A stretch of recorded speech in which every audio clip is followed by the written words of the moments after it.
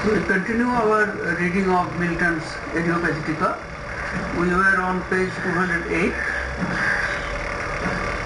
Milton just gave the example of a tree, that of a house which is built, and for building one needs to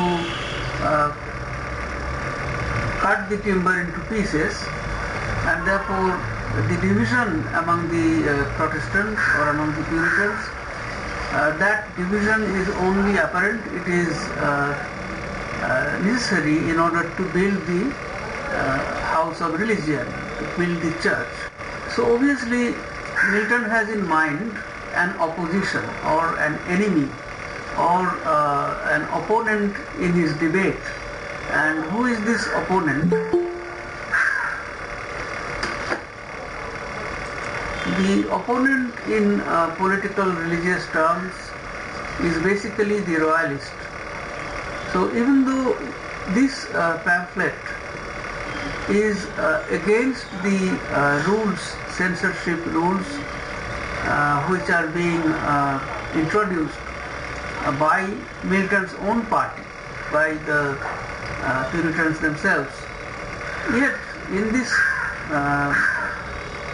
essay or in this oration, the opposition is not so much the government as the royalists, who are the religious and political opposition to Milton's party.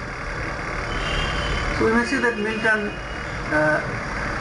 uses this excuse to argue against censorship as a reason for also opposing the enemy, that is the royalist camp.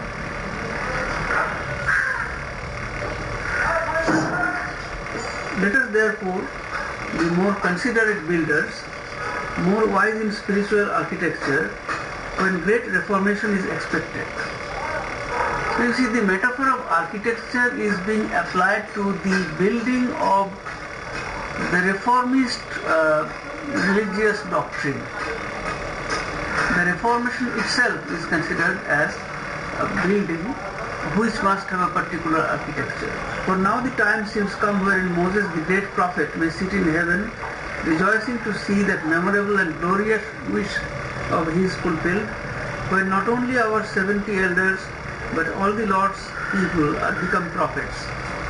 So that is the Puritan goal, that is the Puritan ideal, that every Christian will be a prophet. A prophet in which sense? A prophet in the sense that he will carry out the message of Christ, the doctrine of Christianity, and therefore he would be focused not only on the present but also on the future, which for a Christian means the afterlife. In that sense, Christian is a prophet, and Milton says that the Reformation will make every Christian a prophet, which was Moses' dream. No marvel then, though some men and some good men too perhaps, but young in goodness, as Joshua then was, envy them. So Milton is referring to the book of Numbers, where Joshua envies the prophets. Therefore Milton suggests that there would always be people hostile to such men who have such wisdom like prophets. They fret and out of their own weakness are in agony, lest these divisions and subdivisions will undo us. The adversaries again applauds and waits the hour when they have branched themselves out, said he, small enough into parties and partitions, then will be our time. So Milton has here two different sets of people in opposition to the Puritan. One is some of their own who are envious of those who have insight and wisdom, like Joshua. And the second opposition is obviously the enemy, which for him is Roman Catholicism. The some members of his own religion would envy the insight of the Puritans, and the opposition, the true enemy, the Roman Catholics, they will argue that this division into sects among the Puritans, that will undo them. That is, one day they will not be able to have any unified voice of their own because of their sectarian division. But here again, Milton uses the metaphor of a tree. So the enemy does not understand that religion is like a tree whose root is one, even though the branches are different. Fool, he sees not the palm root out of which we all grow, though into branches. Nor will beware until he see our small divided maniples, referring to the subdivisions of Roman legion. So I think we discussed this also in the last class.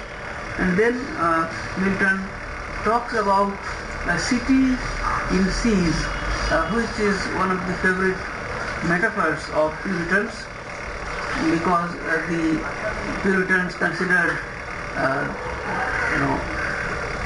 their state to be the city on a hill. Like Jerusalem, the city on a hill is the model city, towering over others, and others should emulate that. At the same time, a city is prone to be seized.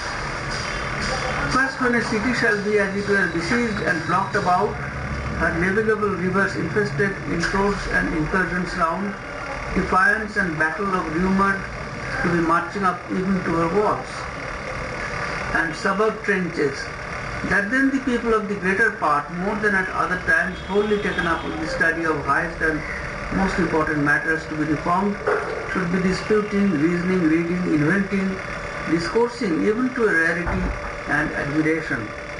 It is an allusion to London being threatened during the civil wars by royalist strongholds.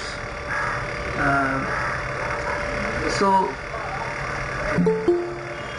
on one hand, this metaphor may be understood literally as Milton suggesting the royalist armies attacking the Puritans in London and in its suburbs. On the other hand, it also may be interpreted as the Puritan religious doctrine which is being attacked by the Roman Catholics, by the innumerable treatises and pamphlets which were being written and published. So Milton says here that when the city is besieged, then people should study, read, discuss, argue, debate. Now it seems strange when there is a war going on, how can one do all these things? Is there a contradiction here? But actually there is no contradiction here, because by this siege of the city, Milton is also referring to the siege of the true religion of the Puritans, true Christian religion or doctrine, which is attacked in various ways by the Roman Catholic opposition. And in order to face this attack, in order to counter this attack, the Puritans must read, debate, discuss, argue, and so on. So all these tremendous activity of reading, studying, and discussion, they are important for fighting this intellectual fight. And admiration here means astonishment. So the amount of debate that will be generated, the amount of arguments which will be raised, that will be of an astonishing amount. And there will also be many new thoughts, new concepts, new ideas and arguments. First, a singular goodwill, not before discourse or written of, argues, first a singular goodwill, contentedness and confidence in your prudence, foresight and safe government. So this is apparently a flattery of the parliamentarians, that because of your foresight, prudence, that's this kind of argumentation discourse could be generated, which means that you have allowed it so far, so you let it continue and do not put an obstacle to it by censorship. And from this derives itself to a gallant bravery and well-grounded contempt of their enemies, as if there were no small number of as great spirits among us as his was, who when Rome was nigh besieged by Hannibal, being in the city, bought that piece of ground at no cheap rate, whereon Hannibal himself encamped his own regiment. Here Milton is referring to the fight against Hannibal, the Carthaginian general, by the Romans, and the Roman generals were brave enough to put up a fight against him, and he was not successful. Next, it is lively, and here of course we can interpret Hannibal as the Roman, as the royalist armies, Hannibal and his camp, and the Puritan armies represented by the Romans. For as in a body, now another metaphor quite popular with Sidney, Milton, Hobbes, and many 16th and 17th century thinkers, the metaphor of the state being compared to a body. For as in a body, when the blood is fresh, the spirits pure and vigorous, not only to vital but to rational faculties, and those in the acutest and the pertest operations of wit and subtlety, it argues in what good plight and constitution the body is.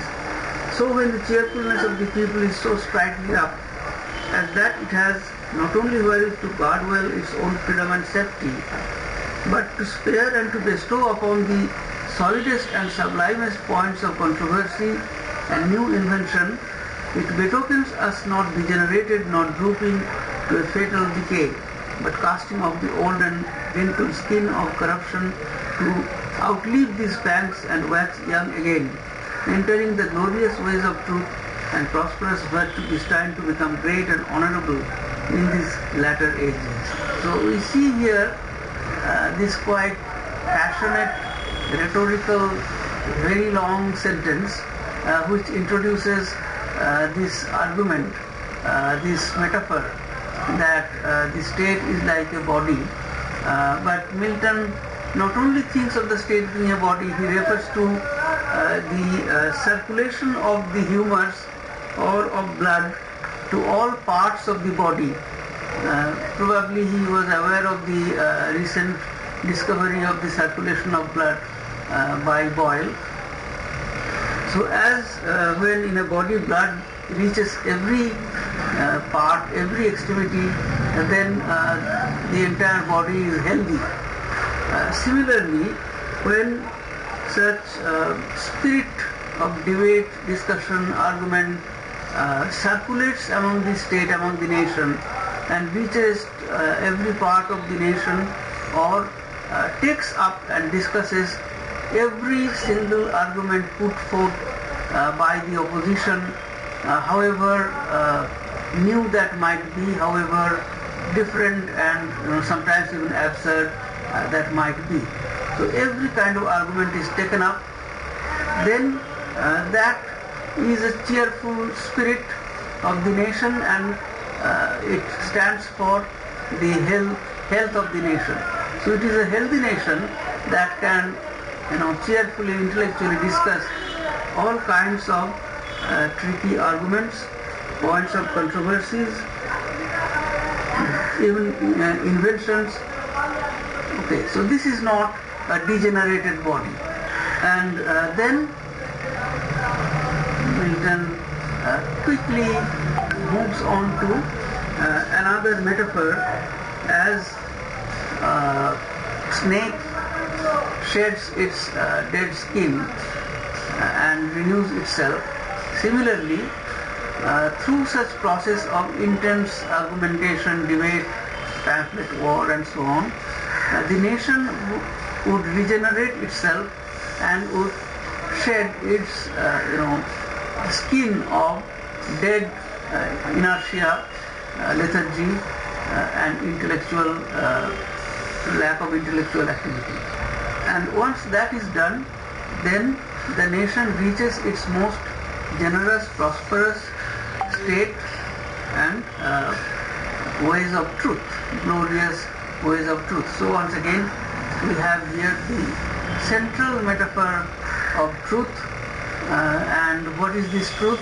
That is never discussed in detail here, because it is not a pamphlet on religious doctrine, but obviously for Milton this truth is religious truth. And then we have this vision that Milton imagines England rising as a great nation.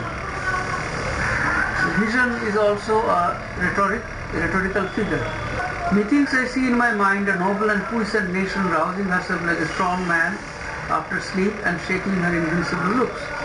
The image of Samson, who had his locks, invincible locks of hair in which Samson's strength resided. The English nation waking up from slumber like Samson. Methinks I see her as an eagle moving her mighty youth. So I think to some extent I also discussed this image of the eagle that can soar, that can fly very high, can look at the midday beam and so on. So I am not discussing this vision once again. What should you do then? Should you suppress all this flowery crop of knowledge and new lights come up and we are springing daily in this city? Should you set an oligarchy of 20 engrossers over it to bring a famine upon our minds again, when we shall know nothing but what is measured to us by their bushel?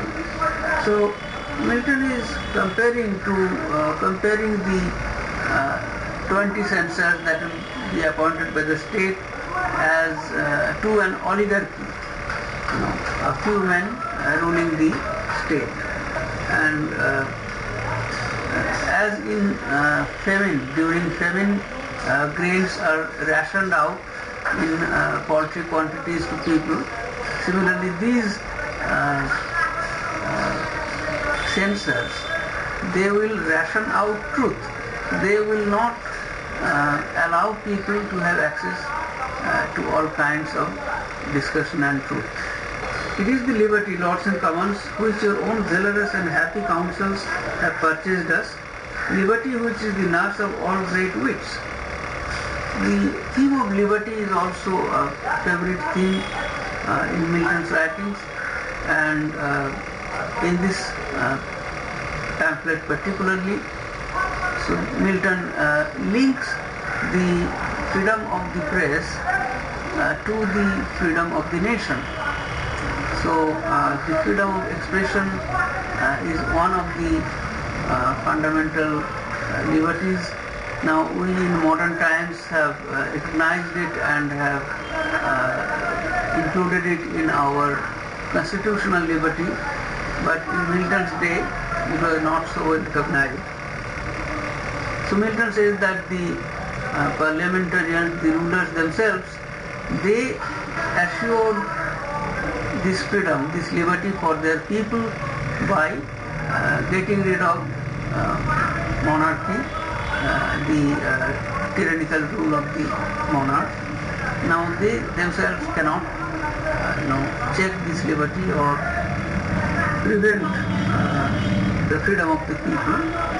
So this liberty, which is the nurse of all great wits, without liberty, without freedom, intellectual flowering is not possible. This is that which has rarefied and enlightened our spirits like the influence of heaven. The word influence obviously has an allusion to Plato's theory of enthusiasm. So heaven influences us. God works through the writers and thinkers. So it is through divine inspiration that writers and thinkers write, and therefore it is not something that should be checked or stopped. This is that which has enfranchised, enlarged and lifted up our apprehensions degrees above themselves. Apprehension means understanding. So it has made our understanding of the truth possible, and it enlarged our understanding. You cannot make us now less capable, less knowing, less eagerly pursuing of the truth, unless you first make yourselves that made us so, less the lovers, less the founders of our true liberty.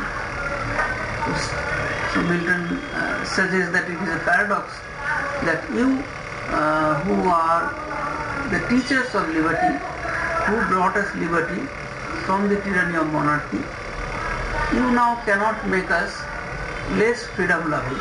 We can grow ignorant again, brutish, formal and slavish as you found in us, but you then must first become that which you cannot be, oppressive, arbitrary and tyrannous, as they were from whom you have freed us. So this argument, Milton hopes, would be most efficient and working, would work well with the rulers, the parliamentarians, because Milton is praising them by saying that you stopped the oppression, the tyrannical rule of monarchy, and now if you suppress the freedom of the press, then you become as oppressive and tyrannical as the monarchy that you had replaced. So Milton continues here to speak of the rulers, the parliamentarians, as a positive force, a positive power which fought against the corruption and tyranny and money-mindedness of the Catholic rulers, of the royalists. Here is a reference to the taxes levied by the royalists for recruiting army, and it was originally a tax imposed by the Danes when the Danes ruled part of England, and therefore it is called Danegeld. Geld, gold, Dane. So the tax, this kind of tax, which was imposed on the people for raising the army, that was called Danegeld, and Charles imposed or attempted to rather raise money by reviving this rule of Danegeld. And who shall then stick closest to you and excite others? Not he who takes up arms for court and conduct and his four nobles of Danegeld.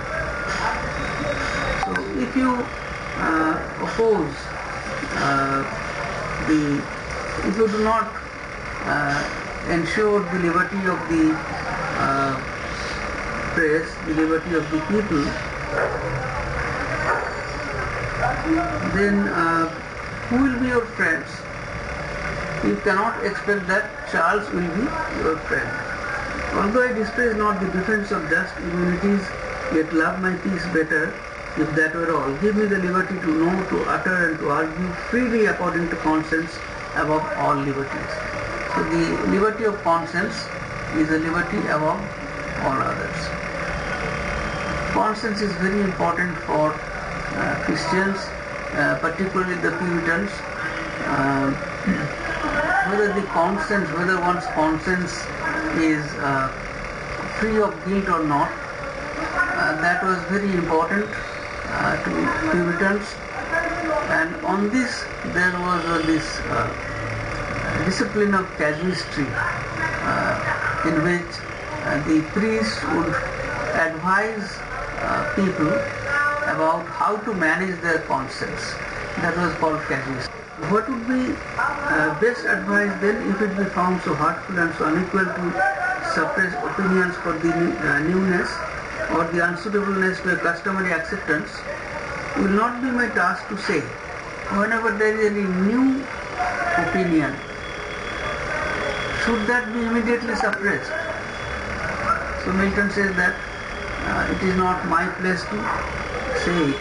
I only shall repeat what I have learned from one of your own honourable number, the right noble and pious Lord, who had he not sacrificed his life and fortune to the Church and Commonwealth, you had not now missed and bewailed the worthy and undoubted patron of this argument.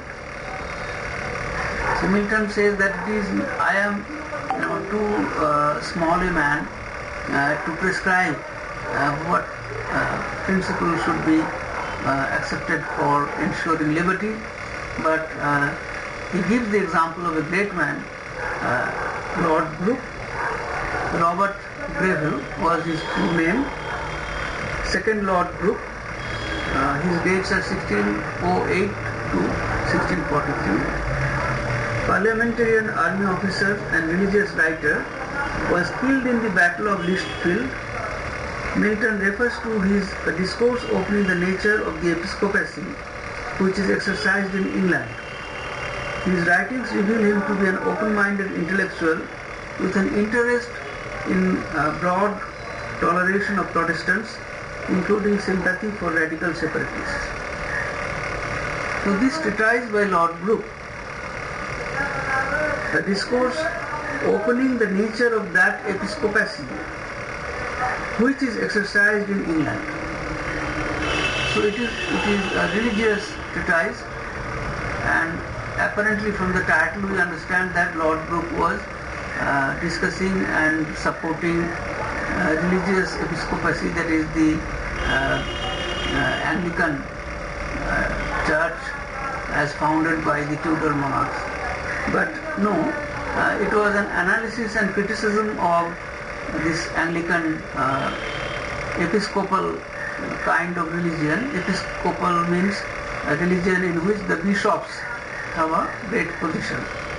So he criticizes this episcopacy, this Anglican religion, and he expresses solidarity with and support for Protestants and also the separatist Puritans.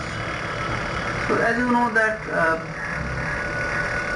separatism meant not separating from the church, from the state, but it meant separation from the church, which was not tolerated even by many Puritan groups.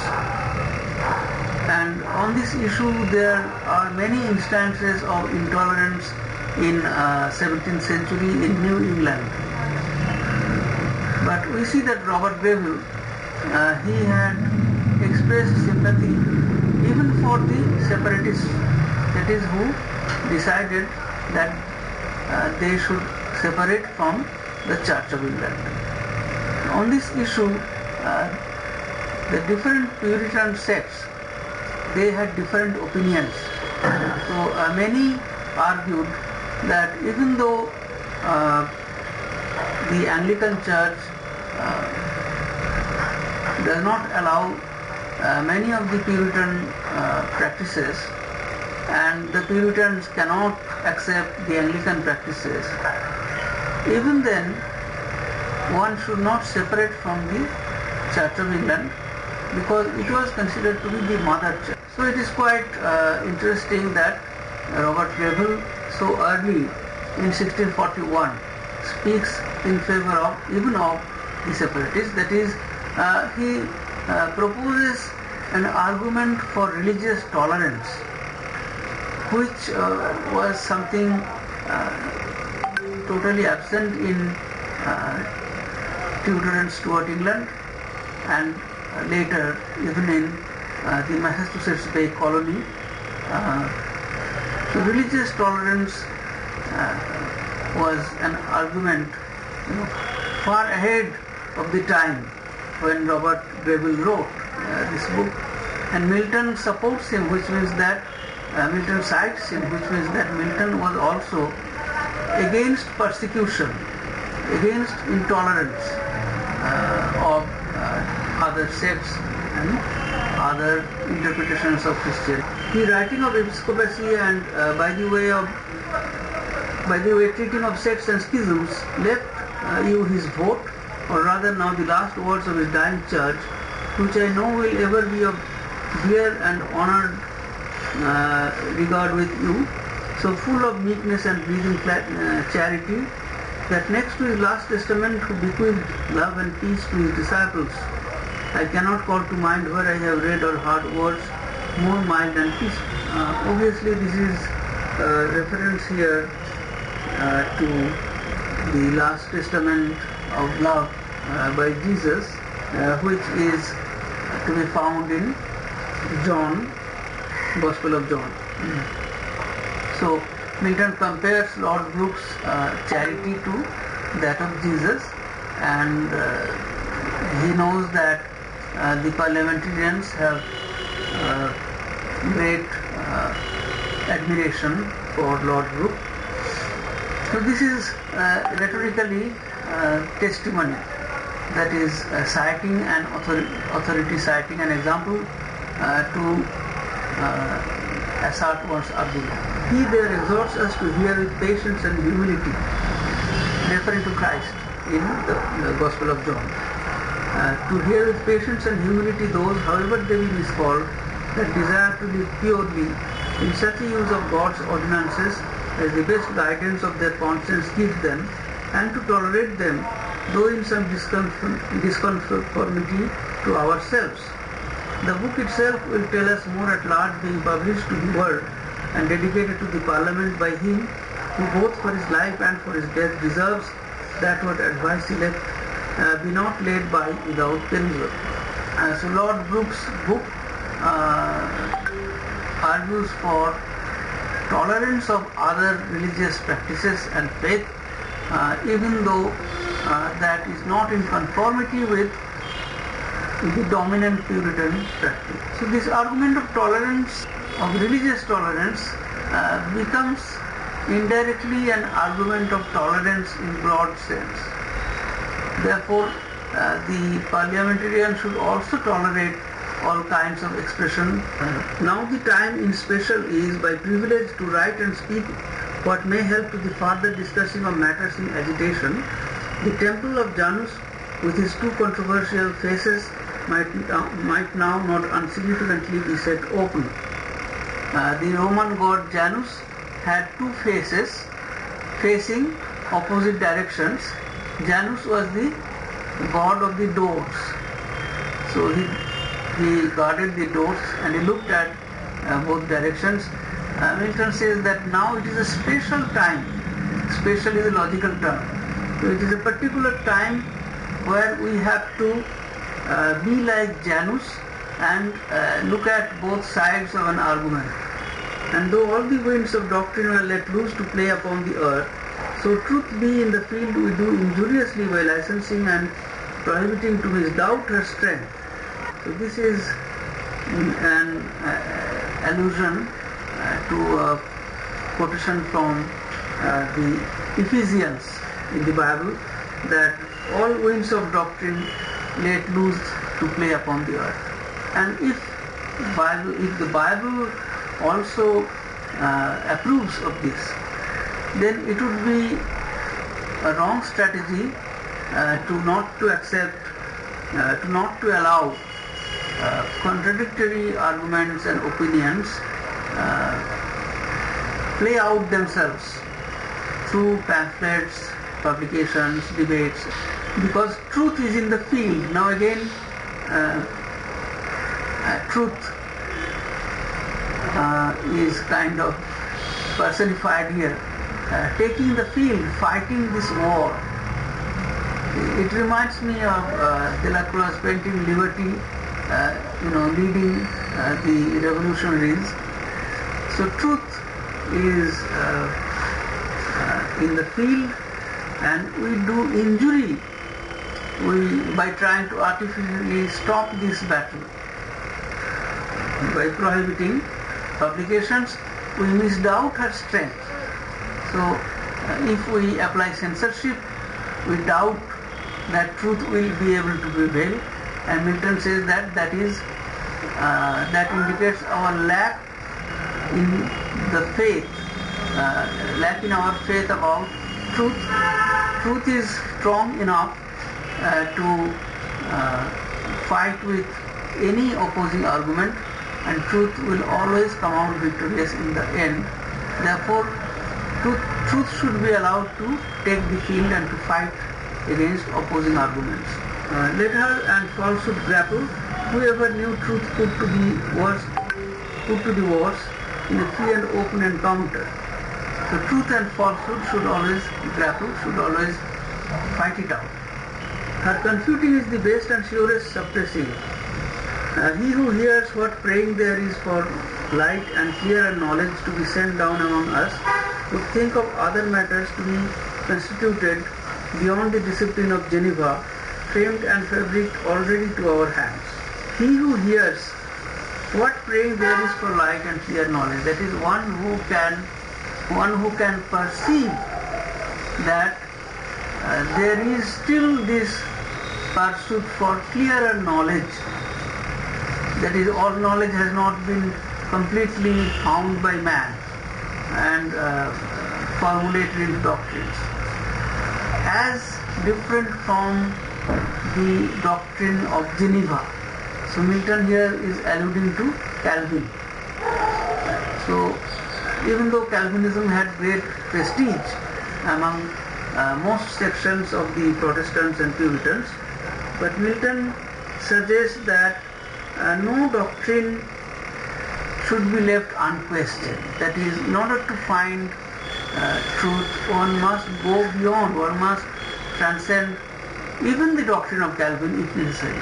Yet when the new light which we beg for shines in upon us, there be who envy and oppose if it came not first in at their casements.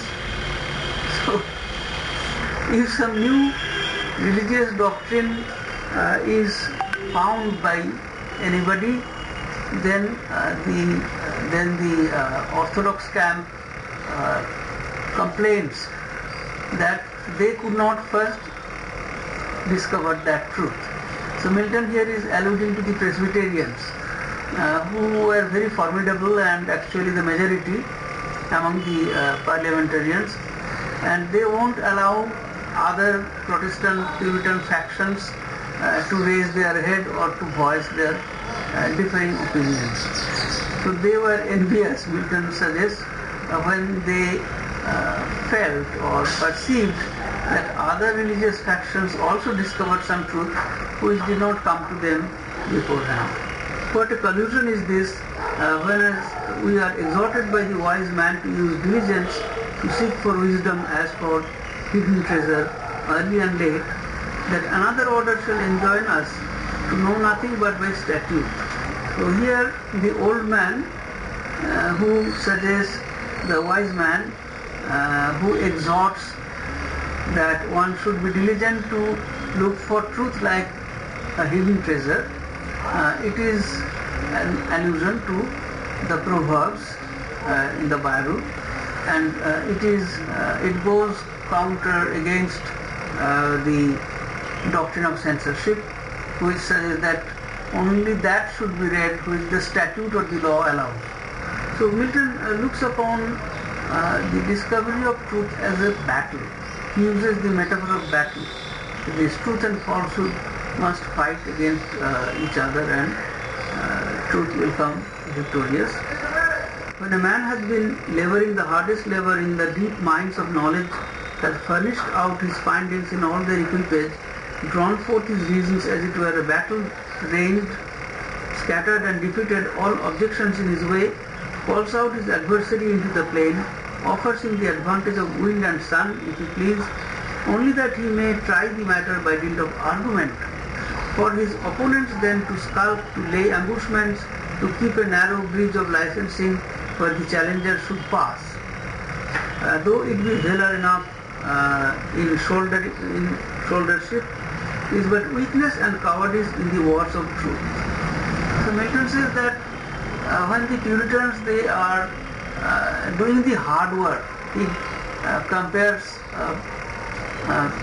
Puritan, one who is a seeker of religious truth, to a miner who digs deep into the bottom underground and tries to find hidden knowledge, hidden secret, hidden truth. But when one, after such hard work, lays everything out and gives the opponent all advantage of wind and the sun. So here we have the allusion to the duel, the practice of duel, which is a fair challenge. So the opponent is given a fair opportunity Even then, if the opponent skulks, it is takes unfair means by preventing his challenger having access to various things. So here censorship is a prevention of having access to all kinds of truth. And therefore Milton suggests that it is not a fair game. Censorship makes this war, intellectual battle, untenable and unfair. Truth is, for who knows not that truth is strong next to Almighty. She needs no policies, nor stratagems, nor licensing to make her victorious. Those are the shifts and defenses that error uses against her power. So we see the metaphor of truth fighting with error. And error in Latin is derived from errare, which means to stray.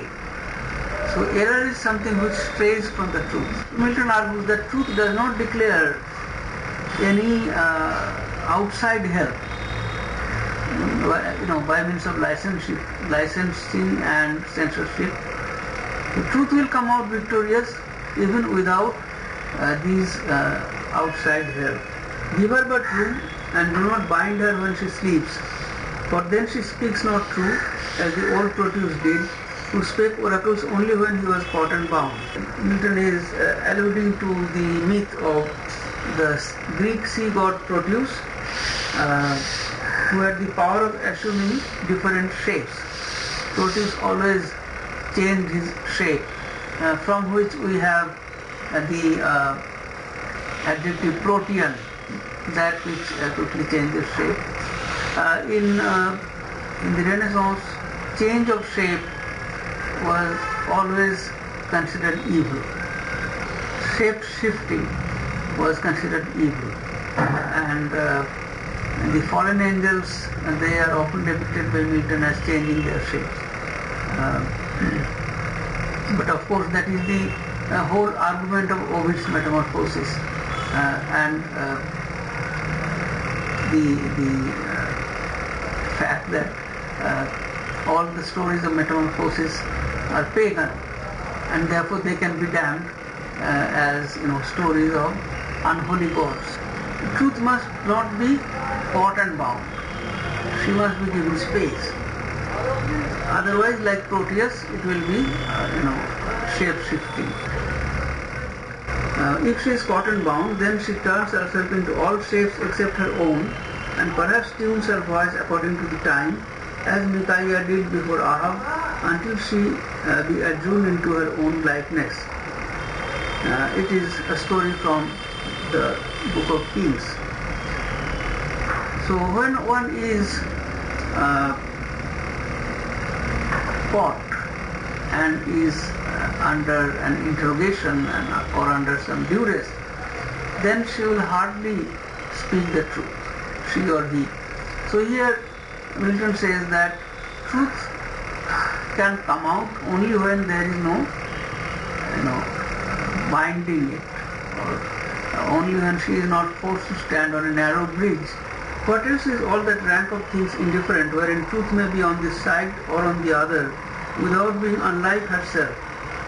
What but a vain shadow else is the abolition of those ordinances that handwriting nailed to the cross? A reference to the Book of Colossians. Things indifferent, which may be on this side or on the other, about which we do not know what is true.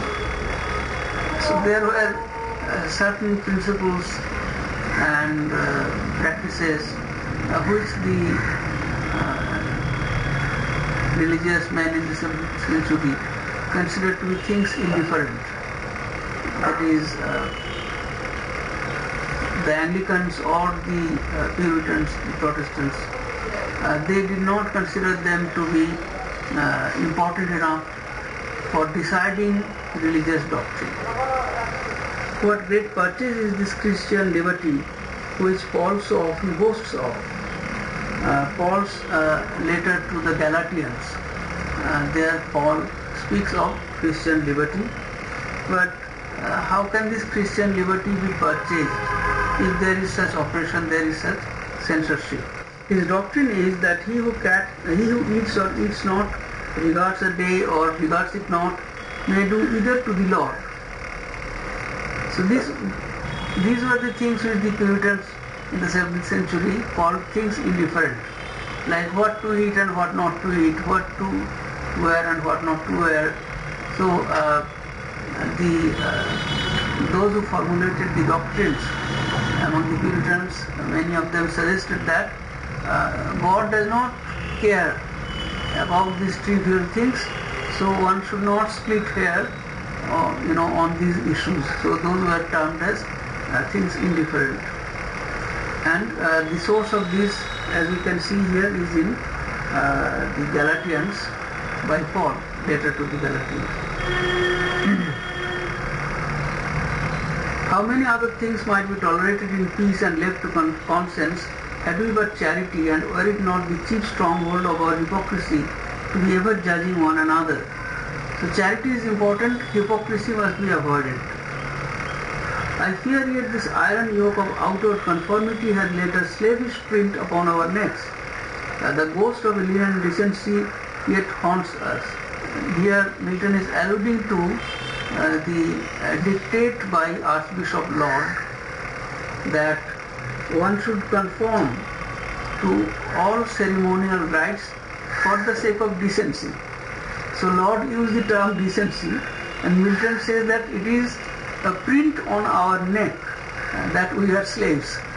We stumble and are impatient at the least dividing of one visible congregation from another, though it be not in fundamentals, and through our forwardness to suppress and our backwardness to recover any enthralled piece of truth out of the gripe of custom.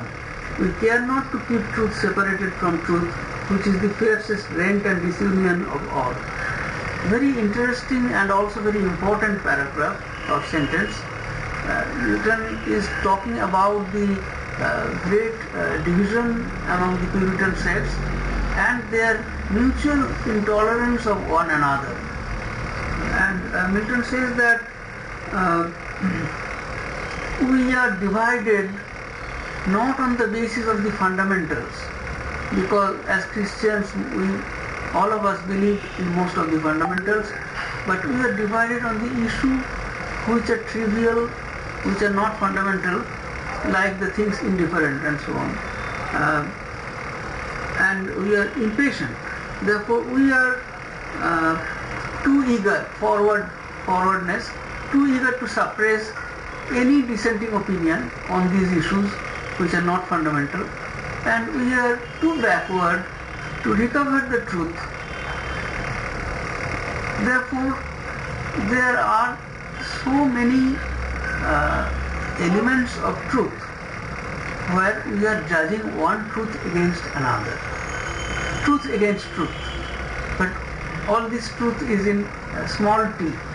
Truth against truth, not capital T. So Milton uses capital T to refer to the religious truth of Christian doctrine. So these are small indifferent matters or opinions on the basis of which we try to formulate our doctrine, and we become divided. But I think we will have to stop here. Do you have any questions?